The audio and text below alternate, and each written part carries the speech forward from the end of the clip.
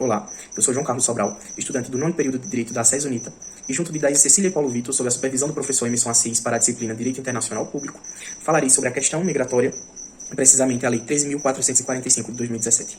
Antes disso, no entanto, é preciso traçar alguns parâmetros, como, por exemplo, do antigo Estatuto do Estrangeiro, que era a lei que vigeu até 2017, quando a Lei 3.445 a revogou. O Estatuto do Estrangeiro é a lei de número 6.815, que foi promulgada em 1980, portanto, sob a égide do período ditatorial brasileiro.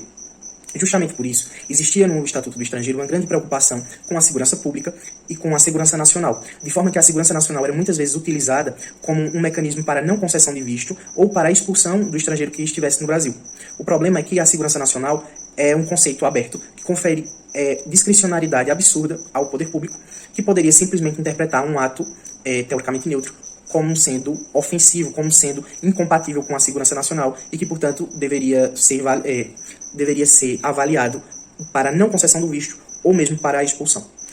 O Estatuto do Estrangeiro não é uma lei bem preocupada com a questão dos direitos do estrangeiro, mas sim uma lei que se preocupa com a questão de como esse estrangeiro vai entrar no Brasil e como esse estrangeiro pode influir na segurança do Brasil. A gente lembra que está falando sobre um período ditatorial.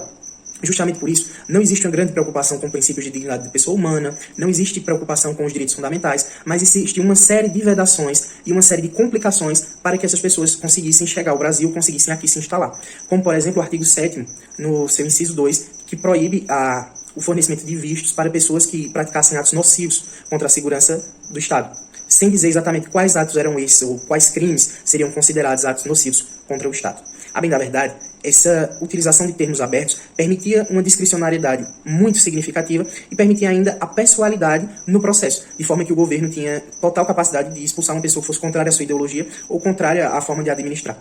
Essa manipulação, vamos dizer assim, inclusive da opinião, ela é consubstanciada quando o estrangeiro sequer tinha direito de participar de manifestações ou de críticas ao Brasil, num total desrespeito ao direito de manifestação, da livre manifestação.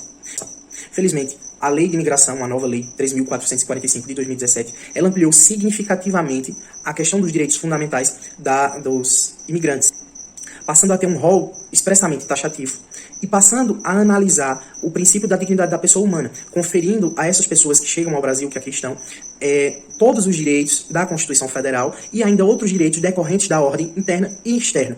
Assim, existe o direito de reunião familiar, não antes contemplado no Estatuto do Estrangeiro, o direito de receber auxílio financeiro, no caso de necessidade, como muitas vezes as pessoas vêm sem documentos, vêm sem condição de trabalhar, elas podem fazer jus a benefícios financeiros do governo para conseguir uma estabilização de sua situação, até que consiga, por exemplo, um visto para trabalho. Além do direito de matricular os filhos no ensino público. Acesso à saúde também é garantido, direito de manifestação política.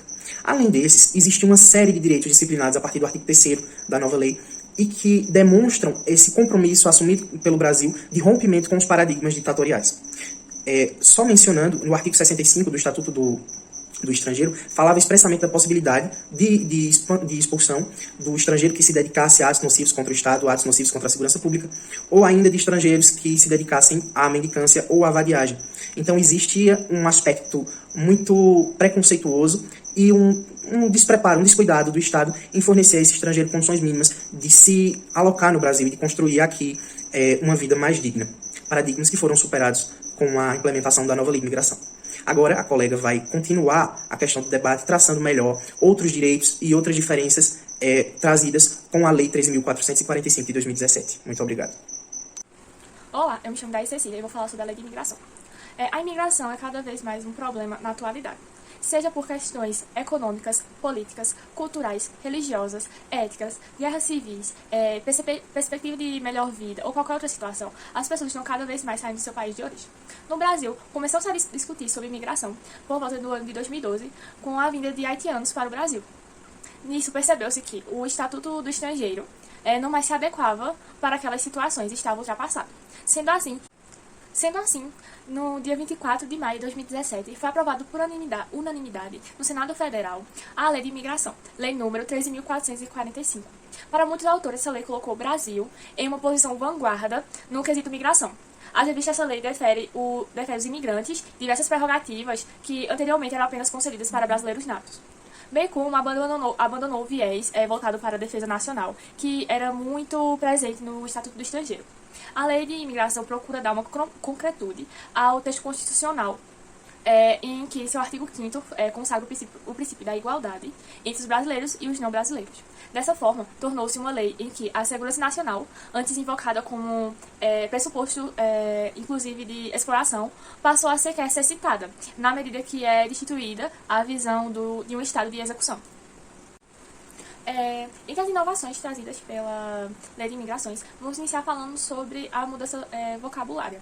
Deixou-se de se falar em estrangeiro e passou a se falar em imigrante, bem como deixou de ser o Estatuto do Estrangeiro e passou a ser a Lei de Imigração. Destaca-se que essa mudança não é apenas terminológica. Vou ler aqui a citação de Guerra sobre isso. Ele fala aqui: no caso da nova legislação, o legislador preferiu adotar a figura do migrante e do visitante, conforme o artigo 1º da lei, em conformidade com a política consagrada na atualidade, em prol dos direitos humanos. De certo modo, o termo empregado na lei 3.445 faz com que o indivíduo, que não seja nacional do Estado, não se sinta estranho e preterido no local em que se encontra, como se o forasteiro. Alguns princípios trazidos pela Lei de Imigrações são o combate à xenofobia, a não criminalização da migração, a promover a acolhida humanitária, a igualdade de direitos e oportunidades e o acesso igual a serviços públicos. Uma das principais características dessa lei é ser humanitária. E, com isso, uma aplicação dos direitos fundamentais, tentando igualar ao máximo o imigrante e o brasileiro nato. E, para isso, o rol dela é taxativa. E, dentre alguns direitos inseridos para o imigrante estão o direito à reunião familiar, direito a receber auxílio financeiro, direito de matricular os filhos em ensino público, o acesso à saúde pública, o direito de manifestação política, sem que isso seja considerado prática atentatória. Além disso, também tem em seu arcabouço diversos temas que já eram consagrados em tratados internacionais, normativas infraconstitucionais, resoluções do Conselho Internacional de Imigrações, Comitê Nacional para Refugiados. Entre elas está a proteção aos apátridas, que é a primeira vez no Brasil que se tem uma legislação que fala sobre os apátridas, bem como a proteção aos exilados e a proteção aos brasileiros em territórios estrangeiros. Como já foi dito anteriormente, a Lei de Imigração fez com que o Brasil fosse visto internacionalmente como um país vanguardista quanto ao assunto de imigração. Mas não apenas isso. Também fez com que o Brasil fosse visto como um país que assume seus compromissos internacionais, não apenas através dos tratados, mas também dentro do seu ordenamento jurídico ao criar leis. Apesar da Lei de Imigração ser uma lei revolucionária, ela, como toda lei, não é perfeita e tem alguns problemas a serem solucionados. Muitos desses problemas veio com vetos que ocorreram durante a tramitação para aprovação da lei. Dentre os principais vetos está o que tratou sobre a regularização migratória, que também é chamada de anistia migratória. Foi vedado pelo presidente da República à época e causou bastante desconforto entre os apoiadores da lei. Isso porque a anistia migratória se trata daquelas pessoas indocumentadas, ou seja, aquelas pessoas que o visto passou do prazo, ou que usa de forma diversa do que o visto permite, ou aquelas pessoas que realmente entraram sem vistos. Se não tivesse sido vetada, essa anistia migratória seria dada para as pessoas que ingressaram no país até o dia 1º de janeiro de 2016 e para que elas pudessem se regularizar de acordo com a nova lei e dentro do país. Também houve o problema com as comunidades indígenas fronteiristas do país. Isso porque, para os indígenas, eles transitam entre os países livremente. Isso porque, nesses locais, nessas comunidades indígenas, as fronteiras são naturais e há uma dificuldade de identificação. Como não tem uma regularização dentro da lei de imigração, ocorre muitas vezes que eles são barrados nessa ida e volta. Mas tem que ter a regulamentação porque é o que se chama trânsito circular. Eles vão para o local, mas retornam. Ademais, a Lei de Imigrações foi de grande importância tanto para o Brasil como para os imigrantes, que têm seus direitos reconhecidos legalmente, assim como todo brasileiro nato.